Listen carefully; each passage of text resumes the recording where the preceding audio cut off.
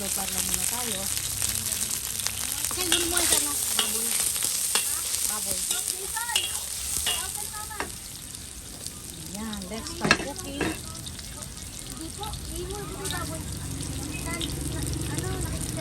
Ayan. Lumabas ng aroma ng sibuyas bawang.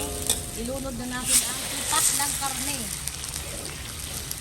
Itong pang-adobo, naging ginisang munggo. Yan, ang lalaki na. O bakit? Ay, ito, sabi na. Mga 1.5 kilo pa pala to guys. Kasi nabawasan. Ha? 830, di ba? 162. Bakit pati itong tinatanong? Siyempre, ito nakatira, pero hindi sabi ko din naman sa akin to. So, lagyan na natin ng asin para magkaroon na ng lasa ang karne. Ayan. Ito naman yung munggo guys. Ayan. Pinakuluan ko ng separate ang munggo kasi Ay, yung sabi, wala yung... Sino na ba dito yung daan? so ngayon guys, tatakpan natin to.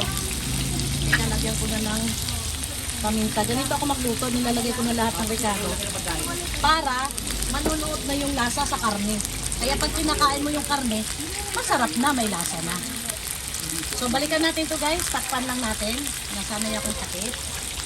Hindi mo kita niya. Yan, tatakpan natin para ma-defrost ang karne. Ito,